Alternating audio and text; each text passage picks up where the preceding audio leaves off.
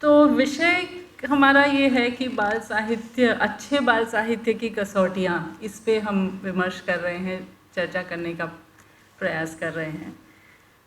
तो दो चीज़ों से मैं शुरू करती हूँ। एक तो बात ये है कि जैसा मैंने पहले बताया आपको कि पिछले 4-5 सालों से मैं सघन रूप से किताबें बनाने के काम में अभी नहीं जुड़ी हूँ, लेकिन लंबा काम पहले किया है। तो बहुत सारी चीज़ें जो मैं आपसे साझा करूँगी वो मेरे अकेले का नहीं है, वो पूरी टीम है और बहुत सारी टीम यहाँ सामने बैठी भी है।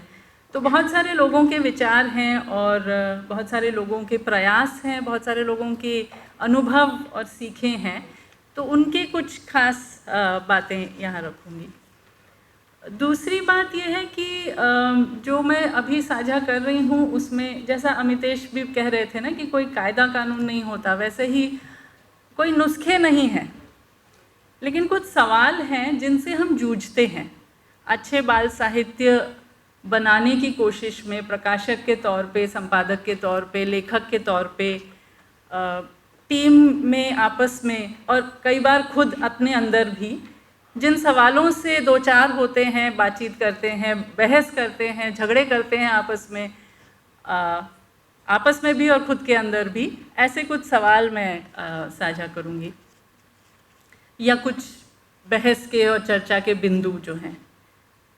तो पहला सवाल तो यही उठता है कि जब हम अच्छे बाल साहित्य की कसौटियाँ बोलते हैं तो ये बाल कौन है, कौन से बच्चे हैं जिनकी हम बात कर रहे हैं या बच्चियाँ हैं, वो क्या पहनती हैं, उड़ती हैं, क्या खाना खाती हैं, क्या पसंद करती हैं, किस प्रांत से आती हैं। अच्छा, आमतौर पे ऐसा कहा जाता है कि बच्चे बोलो तो उसमें बच्चियाँ शामिल हो जाती हैं, तो मैं बच्ची बोलूँगी, आप मान लीजिए कि उसमें बच्चे शामिल हैं, ठीक है। तो ये बच्चियाँ जो हैं ये किस धर्म की हैं, किस जात की हैं, क्या इनकी खूबियाँ हैं, क्या इनकी ज़िंदगी की चुनौतियाँ हैं। पहला सवाल ये है। जब किताब बनाते हैं, जब कहानी कविता लिखते हैं, जब चित्र बनाते हैं, तो कौन है वो जिनके लिए ये पूरी कवायद है। ये एक अहम सवाल है जिससे हम लगातार दो चार होते हैं। और साथ में ये भी है कि जब हम इन बच्चियों की बात करते हैं तो, और किताब के संदर्भ में इन बच्चियों की बात करते हैं, तो ये दो रूपों में हमारे सामने आते हैं, एक पात्रों की तरह और दूसरा पाठकों की तरह। तो ये पात्र और पाठक का संवाद भी कैसे होता है, ये भी किताब बनाते समय एक महत्वपूर्ण चीज़ है जिस पर सोच लगातार जारी है, लगातार करते रहना ज़रूरी होता है।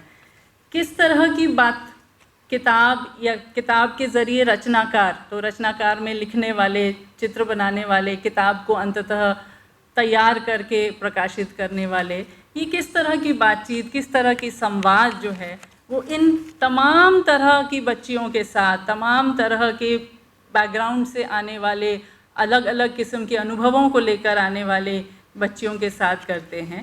ये एक मसला है जिस पर चर्चा, बातचीत ज़रूरी है। अब यहाँ एक खतरे की घंटी भी है। खतरे की घंटी ये है कि ये ध्यान में रखने वाली बात है कि ज़रूरी नहीं कि कोई एक किताब या कोई एक कहानी या कोई एक चित्र सारे तरह के बच्चों से बातचीत करे, क्योंकि उसमें, इस कोशिश में कि एक चीज़ सबसे संवाद करे, हम अक्सर उसकी खुशबू खो देते हैं। तो वो एक, जैसे होता है ना, एक समय पे 70-80 के दशक में बॉलीवुड फिल्में बनती थी जो पूरे देश के लिए बनती थी और उनकी अपनी कोई खुशबू बहुत नहीं बची रहती थी। तो वो खतरा, एक पैन इंडियन होने की कोशिश का खतरा या एक ग्लोबल होने की कोशिश का खतरा, ये भी लगातार अपने दिमाग में रखना ज़रूरी होता है जब भी हम कोई एक रचना बनाएं, कहानी, कविता, चित्र, जिस भी, फिल्म, हर तरह की चीज़।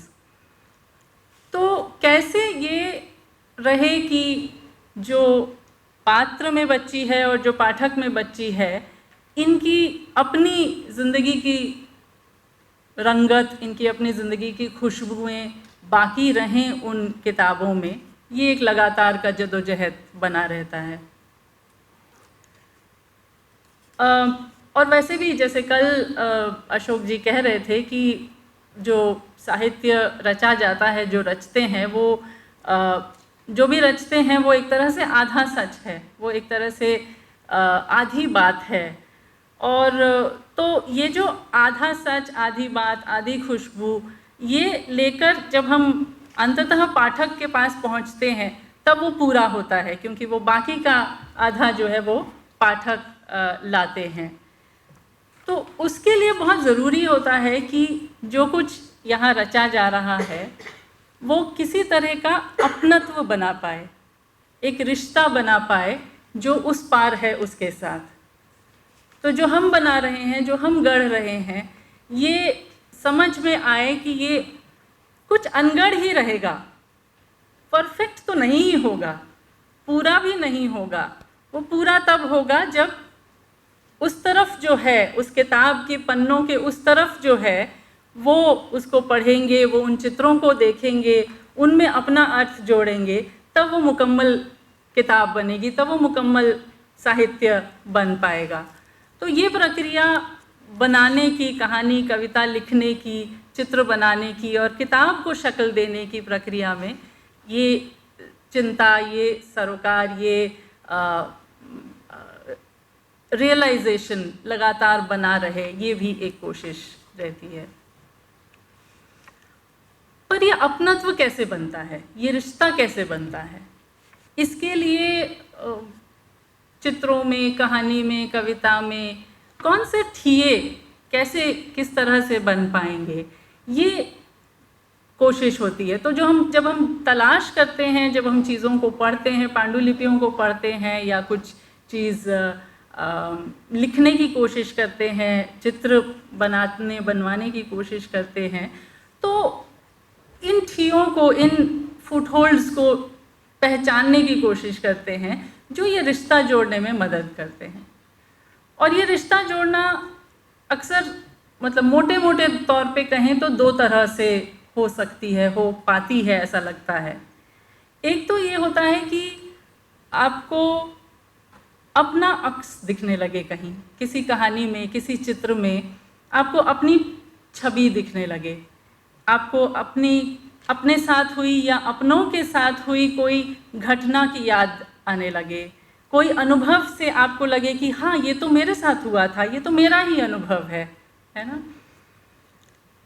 तो ये रिफ्लेक्शन की प्रक्रिया को अगर वो जगह दे पाती है रचना, तो एक ठिया वहाँ से मिलता है, एक किस्म का ठिया वहाँ से मिलता है। दूसरे किस्म का ठिया वहाँ से मिलता है जहाँ एकदम आपको बहुत अनजानी कोई चीज़ अचानक सामने आती है और आपको लगता है, अरे ऐसे तो मैंने सोचा ही नहीं था, ऐसा मैंने क्यों नहीं सोचा।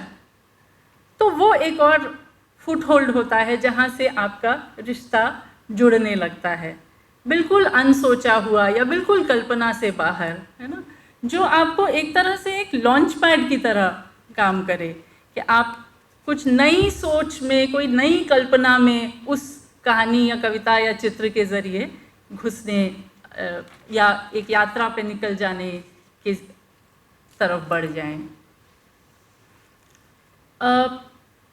इस तरह की कुछ और चीज़ें हैं, जैसे कि सवाल छोड़ना। हमारी कुछ कहानियाँ ऐसी हैं जो अंत में आपको जवाब नहीं देती हैं, पर आपको एक कुरेदता हुआ सवाल आपके पास छोड़ देती हैं, और वो कुरेदता हुआ सवाल ही आपका टेक अवे होता है, आपकी प्राप्ति होती है कि आप उस पर घुमड़ते रहेंगे या आपको कोई कीड़ा लग जाएगा और आप उसके बारे में और पता लगाते रहेंगे, है ना। तो ये जो पैशन है या ये जो जिज्ञासा का कीड़ा है, ये आपको दे पा रही है कोई रचना, कोई चित्र, कोई कहानी, ये तलाश कई बार होती है। फिर कुछ कहानियाँ ऐसी हैं, कुछ किताबें ऐसी हैं जिनके पास आप बार बार लौट कर जाते हैं, और बार बार लौट कर जाते हैं क्योंकि वो आपको हर बार कोई अगली तह पर ले जाती है, कई परतों में वो बनी होती हैं। जैसे अनुष्का कह रही थी ना कि ज़रूरी नहीं कि सिंप्लिसिटी ही हो, कई जगहों पे मॉरिस संडा की किताब में वो कह रही थी कि बहुत कॉम्प्लेक्स है, बहुत सारी चीज़ें उसमें हो रही हैं और हर चीज़ पहली बार में पकड़ में नहीं आती है और वही उसका मज़ा होता है। तो आप लौट लौट कर उसके पास जाते हैं क्योंकि आपको हर बार कुछ नया मिलता है। एक बहुत छोटी सी किताब है माइक थेलर की लिखी हुई, जिसके चित्र कनक यहाँ बैठी है, वो मारेंगे मुझे कि मेरा नाम क्यों लिया बाद में। कनक ने बनाए हैं, छुटकी उल्ली नाम से। वो किताब जब हमने बनाई थी तो एक मज़ेदार छोटी सी उल्लू की बच्ची थी और वो उसके सवाल उसके माँ के साथ उसके संवाद इसके ऊपर थी और वो बहुत मज़ेदार संवाद था। माँ बच्चे का जो प्रेम है उसके बारे में था। पर जब बहुत साल बाद मैंने उसको मेरी बेटी के मेरे जीवन में आने के बाद उसको पढ़ा तो मुझे उसमें जो माँ का संवाद था उसमें ऐसे मज़ेदार परवरिश के नुस्खे मिले कि मुझे लगा यार ये क्या बात है, ये तो उस समय सोचा ही नहीं था, देखा ही नहीं था, पढ़ा था, समझा था, लेकिन ये नज़र नहीं थी उस वक्त। तो बहुत छोटी सी बच्चों की पिक्चर स्टोरी बुक भी कई बार आपको, या इवन तेजी ने रानू टाइटस के साथ काम किया था ओ हरियल पेड़ नाम की किताब में, जिसमें बहुत सरल सी कहानी चलती है पर क्या सरलता से ज़िंदगी का फ़लसफ़ा वो आपको सामने रख देती है। वो ज़रूरी नहीं कि बच्चा उसको ज़िंदगी को फ़लसफ़े को पकड़ेंगे, शायद कोई पकड़े शायद ना भी पकड़े, पर उनके लिए वो कहानी अपने आप में एक चित्रकथा अपने आप में मज़ेदार है। पर आप उस पर लौट कर जाते हैं तो आपको और गहराई में थोड़ा और गोता लगाते हैं, नया कुछ मिलता है। या कई बार आपको जो शब्दों में लिखा है, जो लाइनों में लिखा है, उसके बीच में बहुत कुछ मिलता है जो सीधे सीधे शब्दों में दर्ज नहीं है। बिटवीन द लाइंस आपको बहुत सारी चीज़ें मिलती हैं, या चित्रों में, चित्रों की परछाई में आपको चीज़ें मिलती हैं, चित्रों के बारीकियों में आपको नई कहानियाँ मिलती हैं। इसकी बात पहले भी हुई कि कैसे इन कुछ किताबों में चित्र जो है वो पैरेलल नैरेटिव की तरह भी काम कर सकती हैं, या कभी कभी वो स्टोरी लाइन को चैलेंज करने का भी काम कर सकती हैं। वो तलाश, वो कोशिश ढूंढने की ये कोशिश रहती है। अंततः एक चीज़ और है कि ज़रूरी नहीं कि हर किताब कोई बहुत तोप आपको दे जाए, बस थोड़ी देर के लिए पढ़ने का आनंद दे जाए, ये भी बहुत ज़रूरी है। कोई बहुत सीख की ज़रूरत तो नहीं है, कोई बहुत फ़लसफ़े की भी ज़रूरत नहीं है, पर उस वक्त जब आप उस कहानी को पढ़ रहे हैं, उस किताब को पढ़ रहे हैं, आप उसमें रमे हुए हैं। ये अनुभव जो है ये भी एक बहुत सुंदर अनुभव है और इसको भी सहेजने की ज़रूरत है। ऐसी कहानियाँ जो किसी बड़े लेखक की भी शायद ना हो, कोई ग्रैंड उसमें प्लॉट या कथानक भी ना हो, पर आपको बहुत सुखद मज़ेदार पढ़ने का अनुभव हो। कभी कभी इससे उल्टा भी होता है, जिस वक्त आप पढ़ रहे होते हैं उस वक्त आप एक दर्द से भी गुजर रहे होते हैं। वो भी सुंदर कहानियाँ हैं, वो भी सुंदर किताबें हैं जो दर्द से भी आपको गुजारती हैं, पर अंततः आपको कुछ एक कुछ संतोष मिलता है, कोई आपकी भावनात्मक ज़रूरत है जो पूरी होती हुई आपको लगती है। हो सकता है पढ़ने की प्रक्रिया थोड़ी कठिन रही हो, स्ट्रेसफुल रही हो, पर एक इमोशनल नीड आपके अंत में पूरी होती है, या कुछ सवाल जिनसे आप गुत्थम गुत्था हो रहे हैं उनके जवाब कहीं आपको मिलते हैं। वो हमेशा सुखद हो ये ज़रूरी नहीं है। दो चीज़ें हैं अंत में जो मुझे लगता है कि जिनकी तलाश हमें लगातार है और जो हमें कम मिल पा रही हैं। एक तो है हास्य, स्वस्थ मज़ेदार हास्य, ह्यूमर, जो थोड़ी कम मिल पा रही हैं। दूसरी चीज़ जो है वो एक ऐसी चीज़ है जो हम सब अपने जीवन में अनुभव करते हैं और छोटे बच्चे भी अनुभव करते हैं, पर किताबें उन पर नहीं दिखती। वो है होने और नहीं होने के बीच की स्थिति, सच और झूठ की बीच की स्थिति, ज़िंदगी और मौत के बीच की, ये जो कस्प वाला एरिया है ना। कीमिया एक किताब है, ईरानी किताब है, हमें उसमें ये नज़र आई थी इसलिए हमने उसका हिंदी प्रकाशित किया है, जिसमें लड़की है जो मदाम मौत से संवाद कर रही है। मदाम मौत उसको लेने आई हैं कि उसके मरने का समय आ गया है, और वो लड़की जो है बहस कर रही है, और वो नींद में है और वो बहस कर रही है। एक तरफ ज़िंदगी है, दूसरी तरफ मौत है, और बीच में नींद में ये संवाद चल रहा है।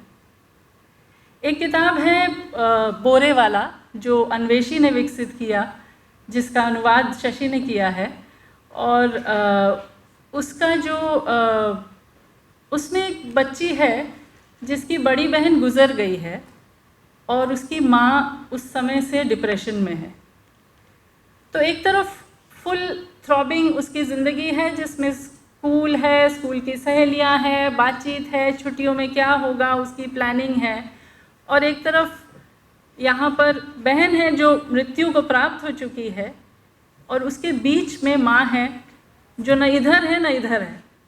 वो आधी ज़िंदगी डिप्रेशन में एक अजीब कश्मकश में जी रही हैं। ये जो बीच का स्पेस है, ये अनुभव सब करते हैं, पर इस पर कहानियाँ, किताबें, रचनाएं थोड़ी कम नज़र आती हैं। इनको और ध्यान में रखने की बात है। मैं अंत करूँगी दो बातों के साथ। एक तो ये बात हमारी काफ़ी चर्चा में होती है, बार बार हम इससे जूझते हैं आपस में, कि जो अच्छी किताब चुनने की प्रक्रिया है, कहानी, कविता, चित्र चुनने की प्रक्रिया है, ये दरअसल कितने हद तक व्यक्तिगत है और कितना सामूहिक या सामाजिक है, और इसका बैलेंस कैसे अख्तियार करें। और ये इसका जवाब नहीं है मेरे पास, मैं सवाल है और बहस का मुद्दा है और जूझने का मुद्दा है, इसलिए मैं वही शेयर कर रही हूँ आपसे, क्योंकि वो परफेक्ट बैलेंस क्या है ये हमें नहीं पता। हमें इतना पता है कि हम अभी परफेक्ट बैलेंस तक नहीं पहुँचे हैं, ये इतना हमें पता है। दूसरी बात जो मुझे लगता है कि हम कल भी बात कर रहे थे, और किताबों के ज़रिए जो भी काम हम कर रहे हैं उसके ज़रिए हम इस बात की थोड़ी चिंता तो कर रहे हैं कि हम बच्चों को क्या दे रहे हैं, हम क्या विरासत आगे वगैरह इस तरह की चीज़ें। पर ये जो साहित्य और पाठक का, रचनाकार और पाठक का संवाद है, ये कितना दुतरफा हम कर पा रहे हैं।